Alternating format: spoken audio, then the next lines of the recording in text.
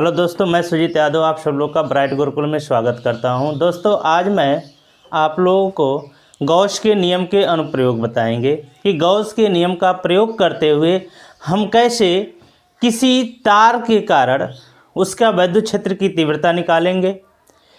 किसी समतल चादर के कारण, कोई समतल चादर हो, उसके आवेशित हो, उसके समीप हम लोग विद्युत क्षेत्र की तीव्रता कैसे निकालेंगे, इसको देखा जाएगा। तो अनंत लंबाई के एक समान आवेशित सीधे तार के निकट हम लोग विद्युत क्षेत्र की तीव्रता निकाल करके देखेंगे। अनंत लंबाई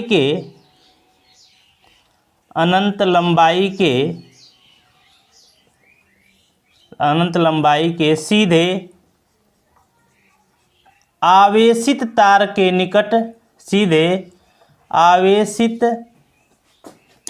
तार के निकट, आवेशित तार के निकट विद्युत क्षेत्र की तीव्रता, विद्युत क्षेत्र की तीव्रता, विद्युत क्षेत्र की तीव्रता। इसके लिए हम क्या करेंगे, अनंत लंबाई का एक आवेशित तार लेंगे। हमने मान लिया यह अनंत लंबाई का आवेशित तार ले रखा है, क्या है, अनंत लंबाई का है और धनावेशित है, आवेशित तार है। इसके निकट स्मॉल आर दूरी पर, इसके समीप में हम यहाँ से मान लीजिए स्मॉल आर दूरी पर कोई पॉइंट पी ले रखे हैं। स्मॉल आर दूरी पर क्या है, कोई पॉइंट पी है जहाँ हमें विद्युत क्षेत्र की तीव्रता ज्ञात करनी है। तो गॉस के प्रमेय से जब हमको निकालना होगा तो गॉस के प्रमेय के लिए हमको क्या चाहिए, पहले एक गॉसियन पृष्ठ चाहिए। मतलब क्या होना चाहिए, जो जिस बिंदु पर हमको विद्युत क्षेत्र की तीव्रता निकालनी है वह किसी पृष्ठ के अंतर्गत आना चाहिए। तो हम क्या करेंगे, स्मॉल आर दूरी पर जो पॉइंट पी है, यहाँ से हम एक गॉसियन पृष्ठ की रचना करेंगे। बेलनाकार गॉसियन पृष्ठ ले लेंगे। ये ले रखा हमने, बेलनाकार गॉसियन पृष्ठ ले लिया। बेलनाकार गॉसियन पृष्ठ हम लोगों ने ले लिया एक यहाँ पर।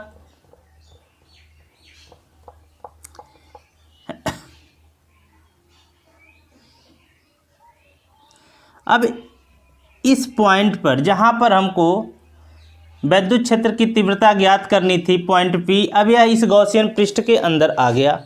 अब इस गॉसियन पृष्ठ की लंबाई हमने मान लिया स्मॉल एल है। इस गॉसियन पृष्ठ की लंबाई कितना, स्मॉल एल है। अब हम मान लीजिए बेलनाकार गॉसियन पृष्ठ, इसी को अगर हम बेलनाकार मान लें तो यहाँ पर अगर हम इसके किसी पृष्ठ अवयव की बात करेंगे, इसका कोई क्षेत्रफल अवयव लेंगे। अगर हम इस साइड में लेंगे तो इसका क्षेत्रफल अवयव इधर बनेगा, अगर इधर लेंगे तो इसका क्षेत्रफल अवयव हमारा इधर बनेगा। तो अब मान लीजिए बेलनाकार है, तो हम यहाँ पर अगर क्षेत्रफल अवयव की बात कर रहे हैं, यह क्षेत्रफल अवयव है जिसकी दूरी यहाँ से कितनी है, स्मॉल आर है। यहाँ पर विद्युत क्षेत्र की दिशा किधर होगी, इधर होगी, और इस क्षेत्रफल अवयव की दिशा भी किधर होगी, इधर होगी। अर्थात क्षेत्रफल अवयव और विद्युत क्षेत्र दोनों क्या होंगे, एक ही दिशा में होंगे। विद्युत क्षेत्र और क्षेत्रफल अवयव दोनों क्या होंगे, एक ही दिशा में होंगे। यह अनंत लंबाई का एक समान आवेशित तार हो गया जिसका रेखीय आवेश घनत्व लैम्डा है। इसका रेखीय आवेश घनत्व कितना है, लैम्डा है। रेखीय आवेश घनत्व क्या होता है, एकांक लंबाई पर उपस्थित आवेश को रेखीय आवेश घनत्व कहते हैं। तो इसका रेखीय आवेश घनत्व कितना है, लैम्डा। लैम्डा बराबर क्या हो जाएगा, क्यू बाई एल। लैम्डा क्या होता है, रेखीय आवेश घनत्व होता है। रेखीय आवेश घनत्व क्या होता है, एकांक लंबाई पर उपस्थित आवेश जो होता है उसी को रेखीय आवेश घनत्व कहते हैं। अब हम देखेंगे इस क्षेत्रफल अवयव डीए से गुजरने वाला, क्षेत्रफल अवयव डीए से गुजरने वाला विद्युत फ्लक्स।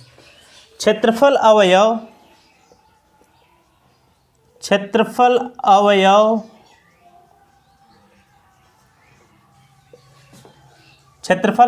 डीए से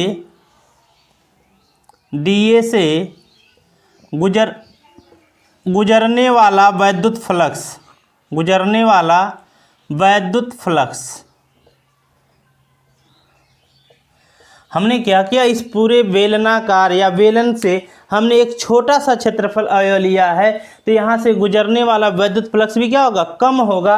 अर्थात डी फाई ई बराबर होगा vector E dot vector D A का।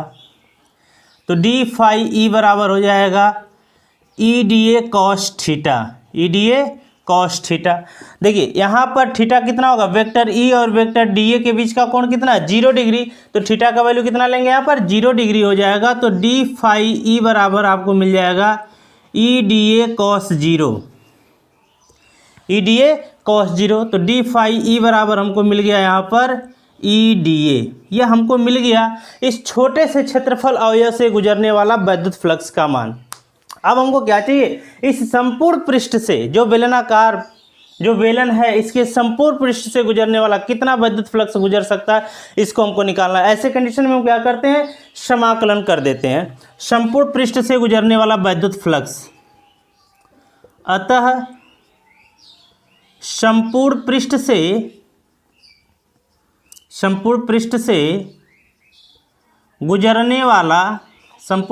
गुजरने वाला वैद्युत फ्लक्स, संपूर्ण पृष्ठ से गुजरने वाला वैद्युत फ्लक्स क्या करेंगे, दोनों पक्ष का हम समाकलन कर देंगे। डी फाई ई बराबर ई डी ए, समाकलन हमारा क्या होगा, क्षेत्रफल का होगा। ई क्या होगा, कांस्टेंट वैल्यू होगा, इसको सीधे बाहर निकाल लेंगे हम लोग। डी फाई ई बराबर ई डी ए, डी ए का समाकलन क्या हो जाएगा, यहाँ से डी ए का समाकलन ए होगा जो इस बेलन के वक्र पृष्ठ के बराबर होगा, अर्थात ए का वैल्यू कितना होगा 2 पाई आर एल होगा, ए का वैल्यू कितना होगा 2 पाई आर एल होगा। तो इस हिसाब से यहाँ से इसका समाकलन करेंगे, हो जाएगा फाई ई और यह ई इंटू 2 पाई आर एल मिल जाएगा आपको। यहाँ से हम ई का वैल्यू निकालें, ई का वैल्यू हो जाएगा, या हम गॉस के प्रमेय से क्या होता है भाई, गॉस के प्रमेय से देखिए गॉस का प्रमेय क्या कहता है, फाई ई जो होता है क्यू अपॉन एप्सिलॉन नॉट के बराबर होता है। फाई ई क्या होता है, क्यू अपॉन एप्सिलॉन नॉट के बराबर होता है। तो हम क्या करेंगे, यहाँ पर ला करके फाई ई का वैल्यू पुटअप कर देंगे। तो Q upon epsilon not equal to हो जाएगा E into 2 pi R L, क्या हो जाएगा E into 2 pi R L. यहाँ से वैद्युत क्षेत्र की तीव्रता हमको चाहिए, वैद्युत क्षेत्र की तीव्रता कितनी है, ई है। तो ई बराबर क्या हो जाएगा, Q upon 2 pi epsilon not into R L, यह होगा। हमने बताया अगर मान लीजिए यह तो वैद्युत क्षेत्र की तीव्रता मिल गई हमें आवेश और उसकी लंबाई के पदों में। अगर हम मान लें कि इसका रेखीय आवेश घनत्व कितना लैम्डा हो, यदि रेखीय आवेश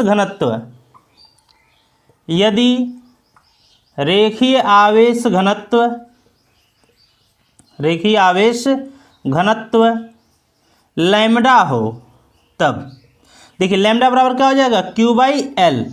तो लैम्डा बराबर क्या रख देंगे इसमें, इक्वेशन फर्स्ट में हम क्या करेंगे, लैम्डा के जगह लैम्डा बराबर क्यू बाई एल, तो क्यू बराबर क्या हो जाएगा, क्यू बराबर हम रख देंगे यहाँ पर लैम्डा इंटू एल रख देंगे। क्यू बराबर क्या रख देंगे, लैम्डा इंटू एल रख देंगे। तो ला करके इस वैल्यू को हम इसमें क्या करें, पुटअप कर दें। तो हमको मिल जाएगा यहाँ से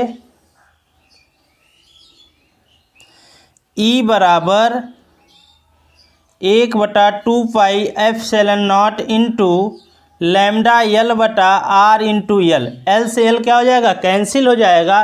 तो ई का वैल्यू मिल जाएगा हमको 1/2 pi epsilon not into lambda बटे आर, हम क्या करें 2 से इसके अंश और हर में गुणा कर दें। तो हमको मिल जाएगा यहाँ से ई बराबर 1/4 pi epsilon not into 2 lambda बटा आर, और 1/4 पाई एप्सिलॉन नॉट का वैल्यू कितना होता है 9 × 10⁻⁹ न्यूटन मीटर स्क्वायर पर कूलम स्क्वायर। तो अब यहाँ से ये हमको मिल गया, यहाँ वैद्युत क्षेत्र की तीव्रता किसके कारण, एक समान आवेशित सीधे चालक तार के समीप किसी पॉइंट P पर हमको क्या मिल गया, वैद्युत क्षेत्र की तीव्रता का फॉर्मूला मिल गया। अगर हमको इसको वेक्टर रूप में लिखना हो, इसको क्या करना हमको वेक्टर रूप में लिखना, तो कैसे लिखेंगे, वेक्टर रूप में इसको जब लिखना होगा, वेक्टर रूप में देखिए, तो वेक्टर ई बराबर हो जाएगा 1/4πε0 इंटू 2 λ/r और एकांक सदिश r। ये इसका क्या हो जाएगा, वेक्टर का रूप हो जाएगा। इसी प्रकार से हम दूसरा इसका टॉपिक देखने वाले हैं, अनंत विस्तार की समतल आवेशित अचालक प्लेट के समीप विद्युत क्षेत्र की तीव्रता। अनंत विस्तार की समतल आवेशित अचालक प्लेट के समीप विद्युत क्षेत्र की तीव्रता। अनंत विस्तार की समतल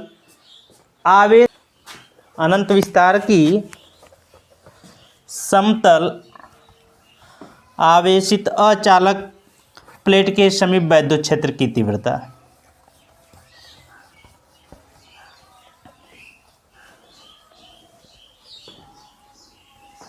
अनंत विस्तार की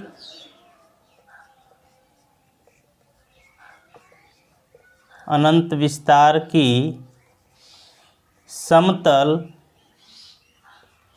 आवेशित अचालक प्लेट के समतल आवेशित अचालक प्लेट के समीप विद्युत क्षेत्र की तीव्रता। विद्युत क्षेत्र की तीव्रता। देखिए इसके लिए क्या करेंगे, हम एक आवेशित अचालक प्लेट लेंगे, समतल एक आवेशित अचालक प्लेट लेंगे। मान लीजिए हमारे पास यह एक समतल आवेशित अचालक प्लेट है।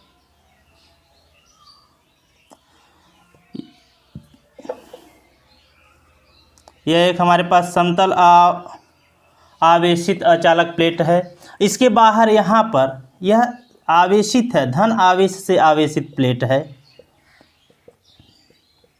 इसके बाहर यहाँ पर मान लीजिए कोई पॉइंट P है, जहाँ पर हमको क्या करना है, विद्युत क्षेत्र की तीव्रता की गणना करनी है। तो यहाँ पर हमको विद्युत क्षेत्र की तीव्रता की गणना करने के लिए क्या करना पड़ेगा, एक पृष्ठ की कल्पना करनी पड़ेगी, एक पृष्ठ बनाना पड़ेगा। तो हम क्या करेंगे, इसके लिए यहाँ से एक पृष्ठ की रचना करेंगे, जिसके कारण ये पॉइंट हमारा क्या होना चाहिए, गॉसियन पृष्ठ के अंदर आ जाना चाहिए। ये पॉइंट P है, इसके लिए हमने क्या किया, पृष्ठ की रचना कर लिया। जो प्लेट से कितना दूरी पर था, प्लेट से स्मॉल r दूरी पर, इस प्लेट से इसकी दूरी कितनी थी, स्मॉल r दूरी थी।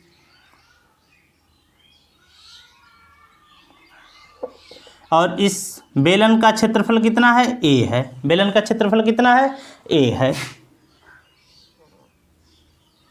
अब देखिए इस पॉइंट P पर हमको विद्युत क्षेत्र की तीव्रता की गणना करनी है। पॉइंट P पर अगर हम विद्युत क्षेत्र की तीव्रता की गणना करें तो यहाँ पर उत्पन्न चुंबकीय क्षेत्र की दिशा किधर होगी, इधर होगी।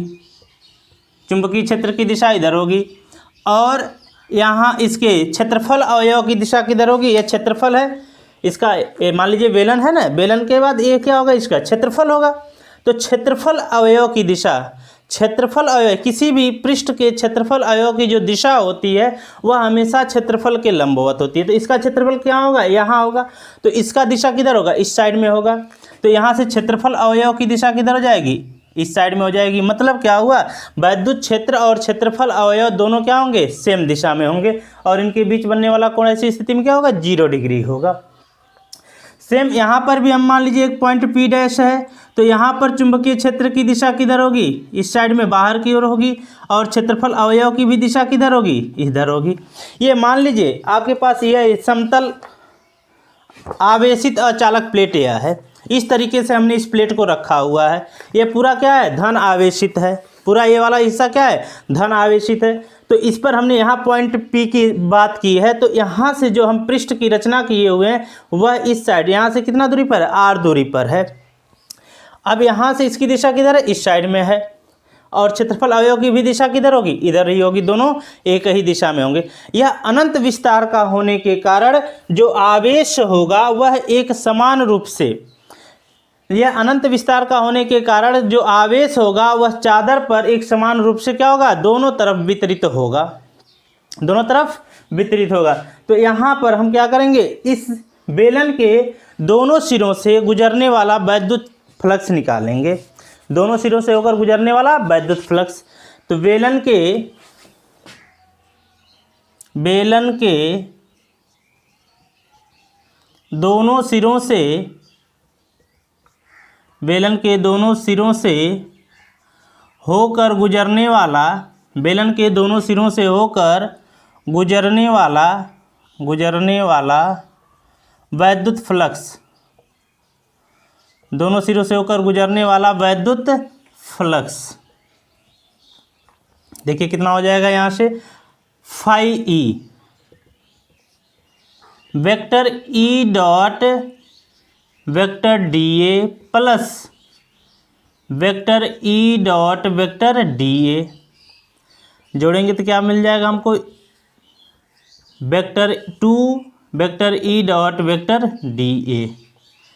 Vector E dot vector D A का वैल्यू क्या होगा, E D A cos theta, और कॉस थीटा का वैल्यू कितना होगा, 0 डिग्री, अर्थात vector E dot vector D A का वैल्यू मिल गया आपको ई डी ए। तो फाई ई बराबर मिल जाएगा आपको 2 ई डी ए, फाई ई बराबर मिल जाएगा आपको 2 ई बाहर चला आएगा, डी ए का समाकलन करेंगे हम, डी ए का समाकलन करेंगे तो क्या मिलेगा, ए, डी ए का समाकलन करेंगे तो ए मिलेगा, ए रखने पर हम इसमें ए रख दें तो क्या मिल जाएगा हमको, फाई ई बराबर 2 ई ए, 2 ई ए। गॉस के प्रमेय से, गॉस के प्रमेय से, गॉस के प्रमेय से, गॉस का प्रमेय क्या कहता है, जो फाई ई होता है वैद्युत फ्लक्स होता है वह क्यू अपॉन एप्सिलॉन नॉट होता है। फाई ई क्या होता है, क्यू अपॉन एप्सिलॉन नॉट होता है। यहाँ फाई ई का वैल्यू हम क्या रख दें, क्यू अपॉन एप्सिलॉन नॉट रख दें तो हमको क्या मिल जाएगा, q upon epsilon not equal to 2 into e into a. तो यहाँ से वैद्युत क्षेत्र की तीव्रता ई बराबर आपको क्या मिल जाएगा, q upon 2a epsilon not. यह मिल गया वैद्युत क्षेत्र की तीव्रता का फॉर्मूला आवेश और क्षेत्रफल के पदों में। यदि हम मान लें कि आवेश का पृष्ठ घनत्व सिग्मा हो, आवेश का पृष्ठ घनत्व सिग्मा हो, पृष्ठ घनत्व क्या होता है, एकांक क्षेत्रफल पर उपस्थित आवेश को पृष्ठ घनत्व कहते हैं। अभी जस्ट थोड़ा देर पहले हमने आपको बताया रेखीय घनत्व। रेखीय घनत्व क्या होता था, एकांक लंबाई पर उपस्थित आवेश क्या होता था, रेखीय घनत्व होता था, और एकांक क्षेत्रफल पर उपस्थित आवेश क्या होगा, पृष्ठ घनत्व होगा। तो आवेश का पृष्ठ घनत्व, यदि आवेश का पृष्ठ घनत्व, यदि आवेश का पृष्ठ घनत्व सिग्मा हो, तब यदि आवेश का पृष्ठ घनत्व सिग्मा हो तब देखिए भाई, आवेश का पृष्ठ घनत्व अगर सिग्मा होगा तो सिग्मा बराबर क्या हो जाएगा, क्यू बाई ए। सिग्मा बराबर क्या होगा, क्यू बाई ए। तो क्यू बराबर क्या हो जाएगा, सिग्मा इंटू ए रखने पर। अब इसमें हम क्या करेंगे, क्यू का वैल्यू सिग्मा इंटू ए रखेंगे तो ई बराबर मिल जाएगा sigma into a upon 2a epsilon not. A से ए कैंसिल हो जाएगा तो ई बराबर मिल जाएगा सिग्मा अपॉन 2 एप्सिलॉन नॉट। यह मिल गया हमको एक समान आवेशित अनंत विस्तार की समतल प्लेट, अचालक समतल प्लेट के समीप किसी बिंदु P पर चुंबकीय वैद्युत क्षेत्र की तीव्रता। क्या मिल गया, वैद्युत क्षेत्र की तीव्रता।